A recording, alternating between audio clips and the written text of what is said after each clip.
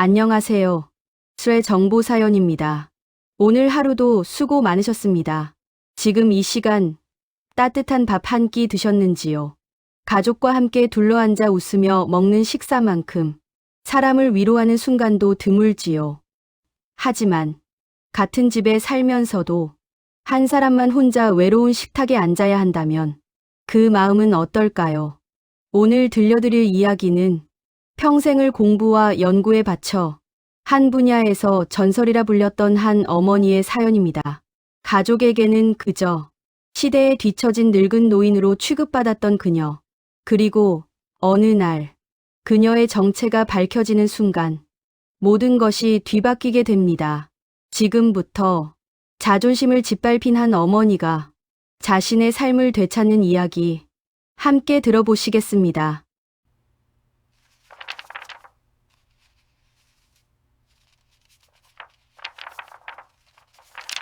계절이 바뀌는 줄도 모르고 살다 보면 문득 창가에 스미는 바람 끝에서 세월의 냄새를 맡게 되지요.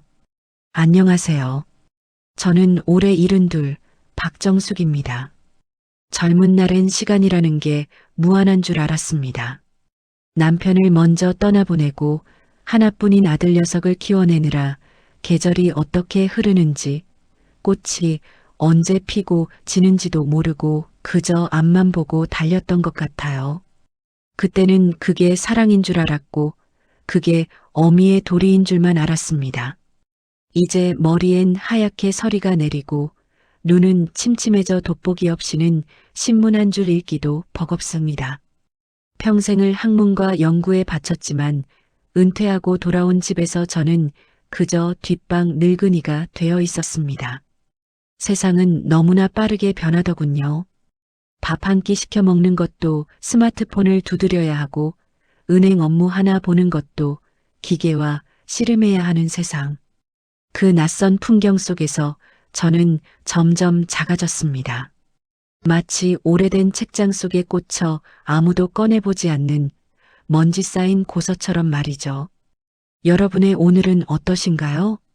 혹시 빠르게 변해가는 세상 속에서 덩그러니 혼자 멈춰버린 것 같은 쓸쓸함을 느끼진 않으셨나요? 아들이 결혼을 하고 손주가 태어나면서 합가를 하게 되었습니다. 다들 늙으면 자식 덕 보고 산다지만 겪어보니 그게 참 쉽지 않더군요. 며느리는 똑똑하고 야무진 아이였습니다. 요즘 젊은 사람들답게 빠릿빠릿하고 유행에도 민감했죠. 그런 며느리 눈에 평생 책만 파느라 살림도 서툴고 기계 하나 제대로 못 다루는 제가 얼마나 답답해 보였을까요? 어머님, 이거 버튼만 누르면 되는데 그걸 또 못하세요? 어머님, 그 옷은 좀 버리세요. 냄새나요. 그 아이가 내뱉는 말들이 비수처럼 날아와 꽂힐 때마다 저는 죄인처럼 고개를 숙였습니다. 서러움보다는 부끄러움이 앞섰지요. 내가 시대를 따라가지 못하는 탓이다. 내가 부족한 탓이다.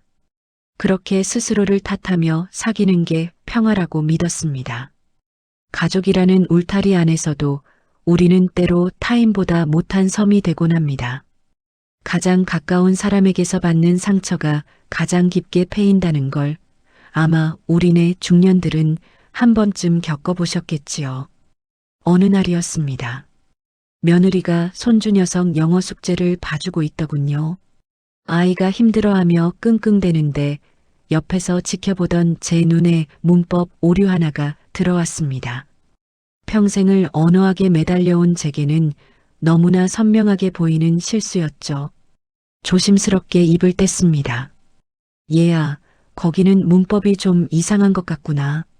그 한마디가 화근이었습니다.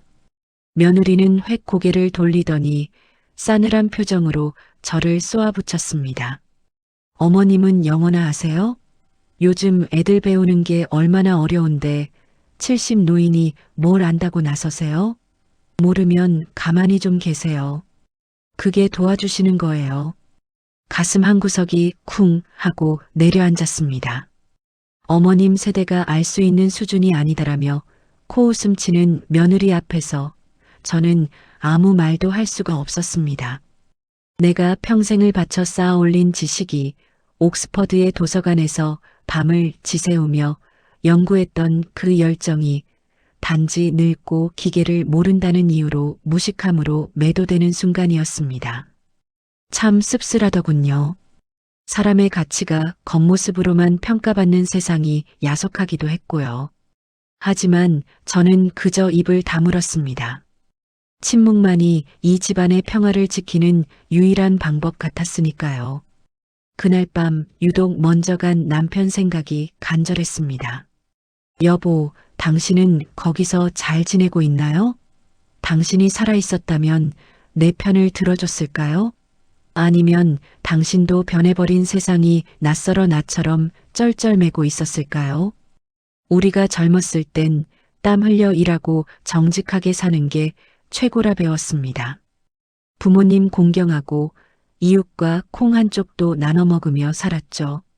그런데 요즘은 그런 것들이 촌스러운 것, 미련한 것 취급을 받는 것 같아 마음이 시립니다. 사진 속에 저는 참 당당하고 빛이 나는데 거울 속에 저는 왜 이리 초라해진 걸까요? 아들 녀석 하나 잘 키워보겠다고 내 꿈도 청춘도 다 갈아 넣었는데 정작 그 아들은 제 아내 눈치 보느라 어미가 구석에서 한숨 쉬는 줄도 모릅니다. 중년의 고독이란 게 이런 건가 봅니다. 텅 빈 둥지에 홀로 남겨진 새처럼 어디로 날아가야 할지 몰라 서성이는 마음. 친구들에게 전화라도 한 통 걸어볼까 하다가도 다들 사는 게 힘들겠지 싶어 수화기를 내려놓게 되는 그런 밤이었습니다. 며칠 뒤 며느리가 집안을 발칵 뒤집어 놓았습니다. 소위 상위 1% 교육 모임이라는 곳에 귀빈들을 초대했다더군요. 유명한 교육 컨설턴트며 교수들이 온다며 호들갑을 떨었습니다. 며느리는 제게 낡은 앞치마를 건네며 신신당부를 했습니다. 어머님, 오늘 오시는 분들은 정말 대단한 분들이에요. 제발 말 섞을 생각 마시고 차나 조용히 나르세요. 무식한 소리에서 제 체면 깎지 마시고요. 아셨죠? 저는 말없이 앞치마를 둘렀습니다. 거실에서는 화려한 학벌과 경력을 자랑하는 사람들의 대화가 오갔습니다. 며느리는 그들 사이에서 비위를 맞추느라 여념이 없더군요. 저희 시어머니가 좀 고지식하고 배우질 못하셔서 신뢰가 많습니다. 이해해 주세요. 자신의 세련됨을 돋보이게 하려고 시어머니를 못 배운 노인으로 깎아내리는 며느리의 목소리가 거실을 울렸습니다. 가슴이 먹먹했지만 저는 묵묵히 찬물을 우려냈습니다. 차는 뜨거운 물을 견뎌야 향기로운 맛을 낸다고 하지요. 저도 그저 이 뜨거운 모멸감을 견디면 언젠가 향기가 나겠거니 그렇게 마음을 다잡았습니다. 그때였습니다. 오늘 모임의 가장 중요한 손님이라던 국내 최고 명문대 학장님이 들어오셨습니다. 며느리는 버선발로 뛰어나가 90도로 인사를 했지요.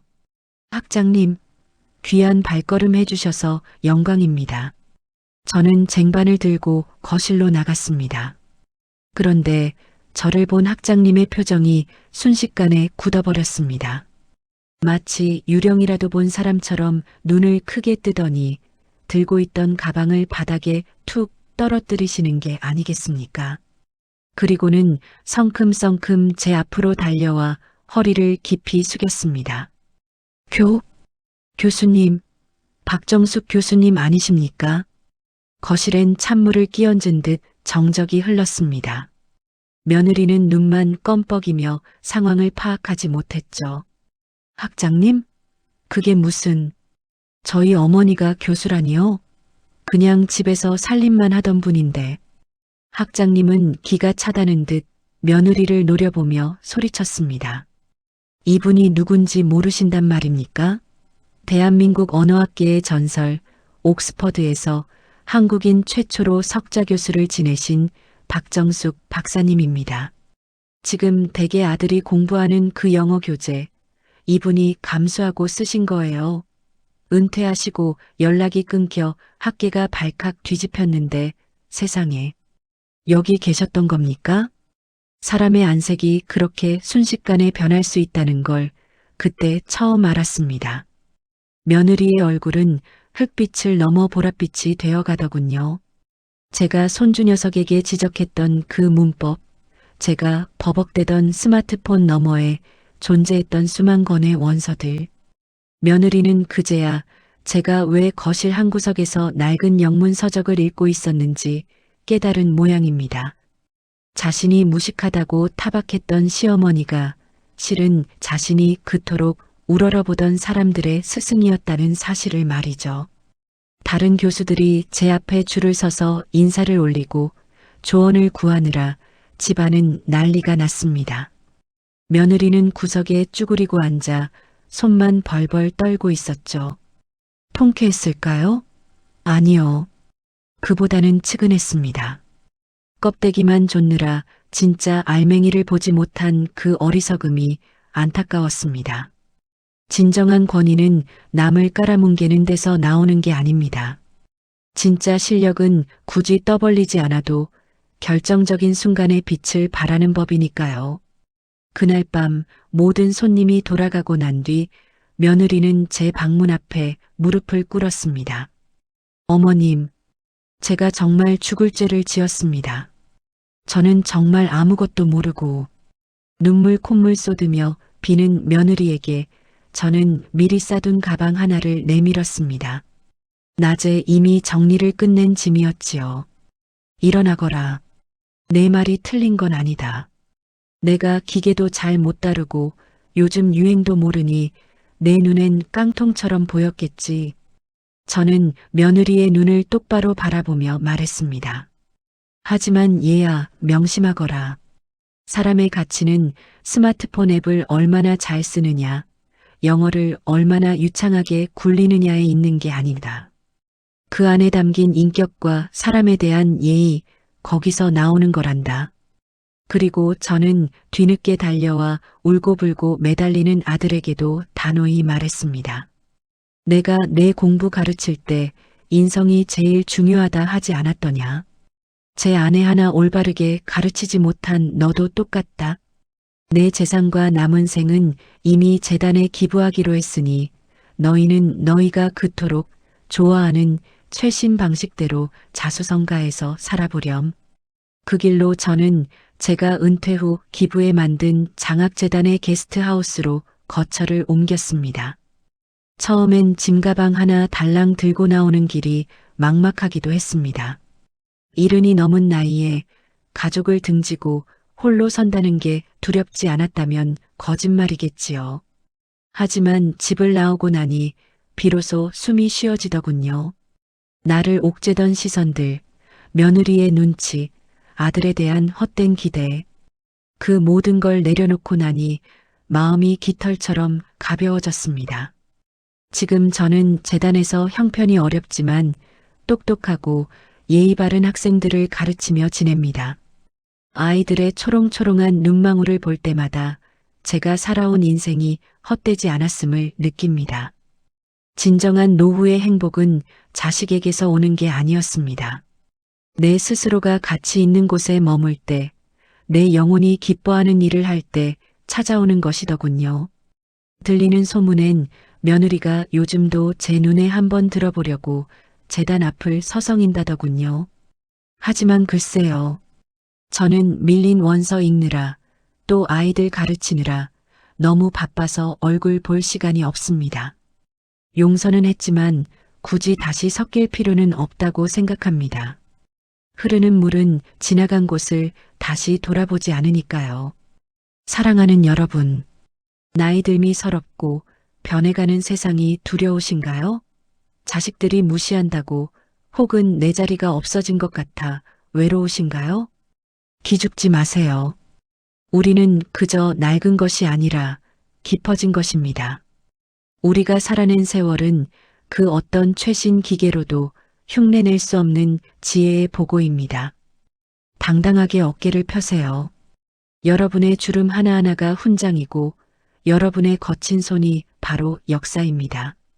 저 박정숙이 여러분의 찬란한 인생 이막을 응원하겠습니다. 부디 건강하시고 오늘 하루도 당신만의 속도로 아름답게 흘러가시길 바랍니다. 고맙습니다.